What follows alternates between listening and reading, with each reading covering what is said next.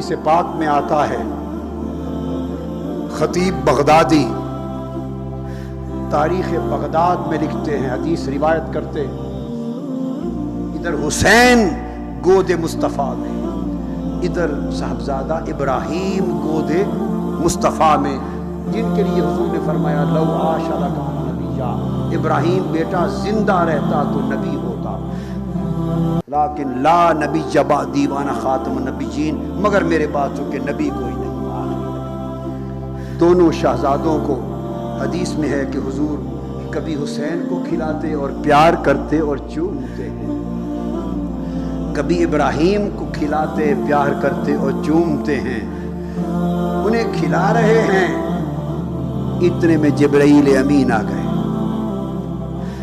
اور جبرائیل امین نے آ کے عرض کیا ان اللہ یقرأ علیک السلام یا رسول اللہ، یا رسول اللہ، اللہ پاک نے آپ پر سلام بھیجا ہے، اور اللہ پاک نے یہ پیغام بھیجا ہے کہ میرے محبوب نبی کو جا کے بتا دے، میرے محبوب مکرم، میرے محبوب، یہ دونوں بیٹے آپ کے پاس اکٹھے نہیں رہ سکتے، ہمارا فیصلہ ہے کہ دو اکٹھے، ابراہیم اور حسین اکٹھے نہیں رہیں گے، اللہ نے فرمایا ہے ایک دے دے اور ایک رکھ لے، حدیث پاک ایک نئی بات بتا رہا ہوں، ایک دے دے اور ایک رکھ لے، اور ایک کو دوسرے سے فدیہ کر، حدیث کے لفظ ہے ایک کو دوسرے سے فدیہ کر لے۔ حدیث پاک میں ہے کہ جب آقا علیہ السلام نے اللہ کا پیغام، یہ وحی ہے جبرائیل امین کے ذریعے، جب پیغام سنا تو حضور علیہ السلام کی آنکھیں پرنم ہو گئیں، اور لفظ حدیث کا حضور نے ایک بار آنکھ بھر کے حسین کو دیکھا، حدیث میں آتا ہے کہ دیکھ کر رو پڑے، رو کر میرے آقا فرمانے لگے جبرائیل اگر ابراہیم کو دیتا ہوں تو اس کے جانے پر سوائے میرے آج اور کوئی رونے والا نہیں، فقط میں روؤں گا، ابراہیم کو دیتا ہوں تو فقط میں روؤں گا، اگر حسین کو دیتا ہوں تو میں بھی روؤں گا، میری فاطمہ بھی روئے گی، حسین دیتا ہوں تو میں بھی روؤں گا، میری فاطمہ بھی روئے گی، اور آپ نے فرمایا میں اپنا رونا تو برداشت کر سکتا ہوں، فاطمہ کا رونا برداشت نہیں کر سکتا۔ یہ ارشاد فرما کر فرمانے لگے جبرائیل اللہ کے حضور میرے ابراہیم کو لے جا، اور میں حسین کا فدیہ کرتا ہوں ابراہیم سے، حسین ابراہیم کو لے جا اور میرے حسین کو چھوڑ جا کہ فاطمہ نہ روئے۔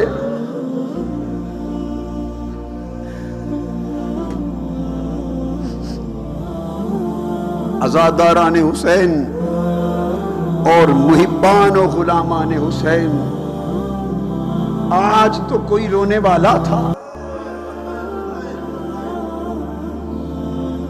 مگر جس حسین کے لیے حضور نے ابراہیم دے دیا اور فاطمہ کو رونے سے بچا لیا،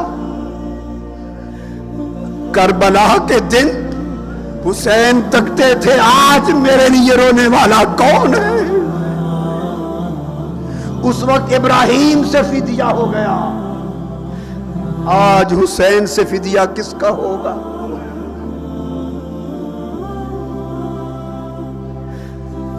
حدیث پاک میں آتا ہے کہ اس فرمان کے بعد جبرائیل امین چلے گئے، اور ٹھیک 3 دن کے بعد حضرت ابراہیم وفات پا گئے۔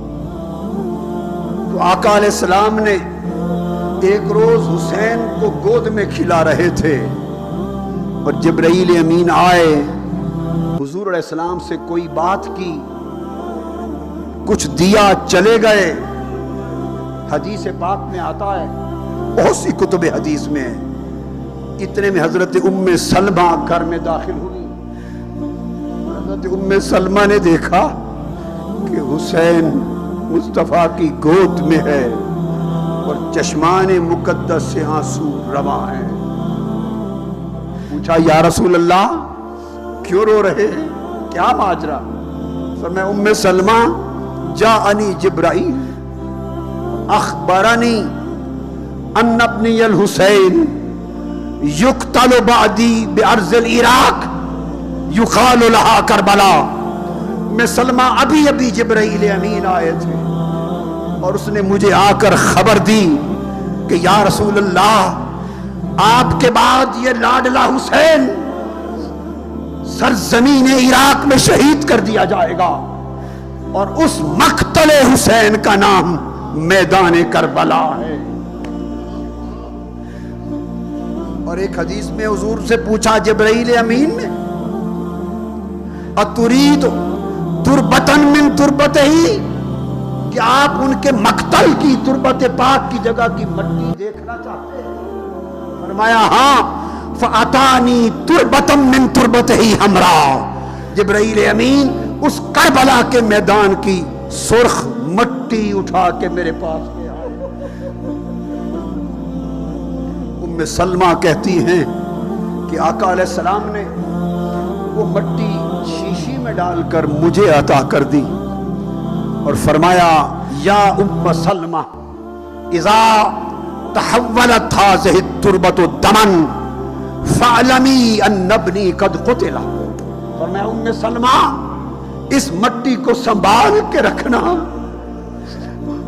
और कभी कभी देखते रहना, जब ये मट्टी खून में बदल जाए तो समझ लेना मेरा हुसैन आज शहीद हो गया है। उम्मे सलमा कहती हैं मैं उस मट्टी को देखती रही कि सन 60 हिजरी आ गया और मुहर्रम का यौम आशूरा आ गया। फरमाती है तब तक दिन था, ज़ोहर का वक्त था, किसी को कुछ खबर नहीं हुई थी कि क्या का क्या हो चुका है।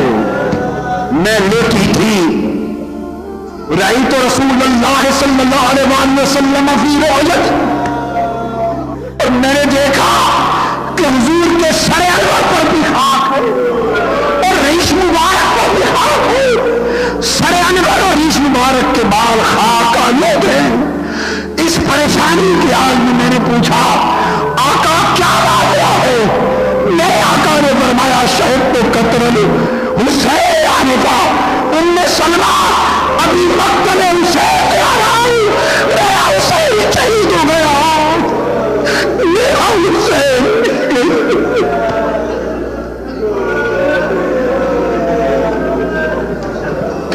मेरा हुसैन शहीद हो गया।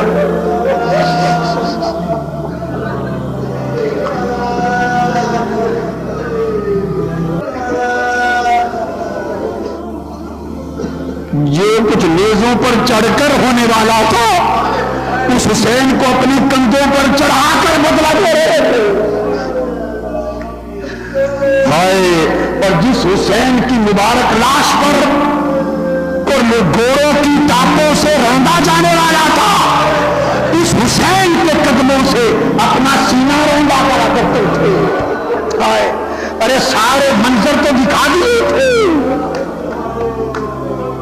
हुसैन की उंगली पकड़कर लेट कर अपने सीने पे चढ़ा लेते, फरमाते हुसैन कदमों से मेरा सीना रो,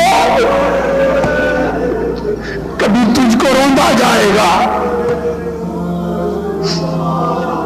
रफ्ता रफ्ता आशूरा के दिन सब रुखसत हो गए, अब्बास अलमदार भी रुखसत हो गए, दस्ते बाजू कटते चले गए। हुसैन तन्हाई की तरफ जा रहा है, संगतें छोड़ रही है, अपनी जिंदगियों की कुर्बानी हुसैन के कदमों पे दे देकर। फिर वक्त आया कि अली अकबर ने कहा बाबा अब और तो कोई नहीं रह गया, मुझे थपकी देकर दुआ दे दे, अब मैं जाता हूं। अली अकबर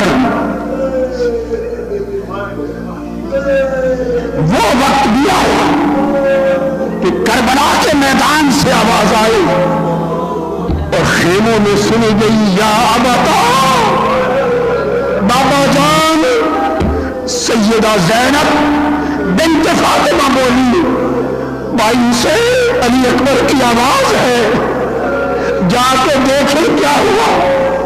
حسین علی اکبر کے پاس جاتے، امام ابن عساکر لکھتے ہیں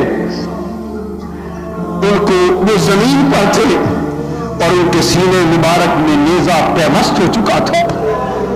عرض کیا بابا جان یہ نیزہ نکال دے، تکلیف دیتا ہے، پھر لڑنا چاہتا ہوں۔ حسین نے علی اکبر کو گود میں لیا اور نیزہ کھینچ کر نکالا، خون کا فوارہ نکل پڑا، حسین کا جسم تر ہو گیا خون علی اکبر سے۔ لاشیں علی اکبر اٹھا کے واپس پلٹے۔ ابن عساکر بیان کرتے کہ حسین جب کربلا میں پہنچے ان کی عمر 56 برس تھی۔ جب خیموں میں علی اکبر کی آواز سن کر میدان طلب گئے، سر اور داڑھی کا ایک بال بھی سفید نہ تھا، اور حضرت سیدہ زینب نے دیکھا جب علی اکبر کا لاشا اٹھا کر خیمے میں آئے تو سر اور داڑھی کا ایک بال بھی سیاہ نہ رہا تھا۔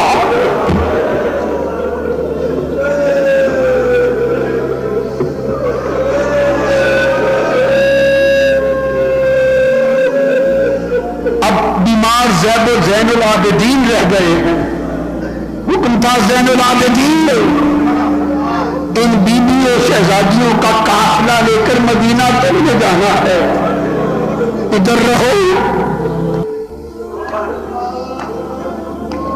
اور پھر میرے بیٹے نے، میرے اماموں نے تیری سوچ سے آنا ہے، تم نہ جاؤ۔ پھر اور کچھ نہ بچا، علی اصغر رہ گیا۔ وقت آیا کہ علی اصغر کی جان بھی جان آخری کے سپرد ہوئی۔ حسین نے دائیں بائیں دیکھا کہ ہے کوئی اصحاب حسین میں سے، وہ جو کئی آوازیں آتی تھی کہ مجھے موقع دے، اب کوئی پکارنے والا نہ تھا۔ اصحاب حسین جانثاران حسین کے لاشیں ہر طرف بکھرے پڑے تھے۔ امام علی نے کہا اندر جا کر سیدہ زینب سے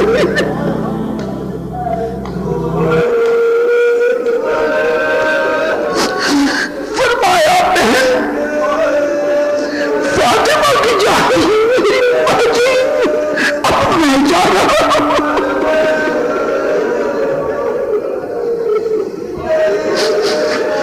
میں جا رہا ہوں،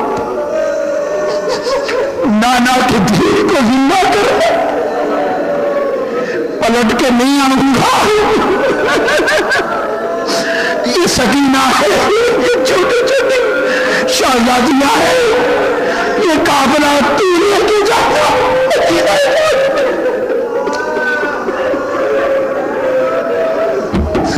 سیدہ زینب سجدے میں گر کے عرض کرتی ہے مولا میرے بھائی حسین کو کامیاب کرنا،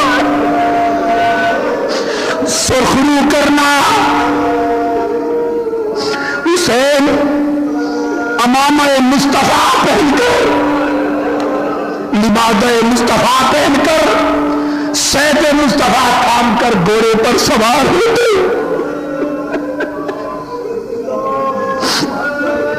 گھوڑے پر سوار ہوتے اور اللہ کا نام لے کر گھوڑے کو حکم دیتے ہیں گھوڑے کو چل، گھوڑا نہیں چلتا،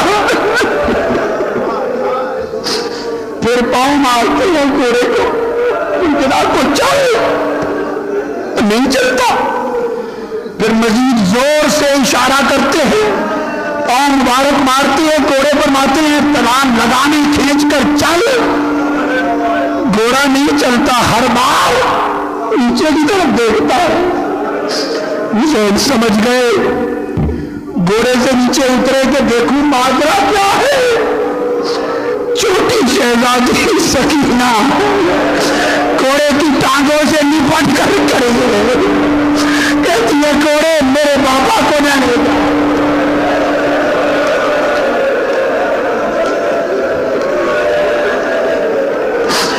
रकम हुसैन में रोने वालों, वो सकीना कहती है कोड़े मेरे बाबा को न ले जा, मैं बाबा के सीने पर रात को सोया करते थे, अब किसके सीने पर सोऊंगी?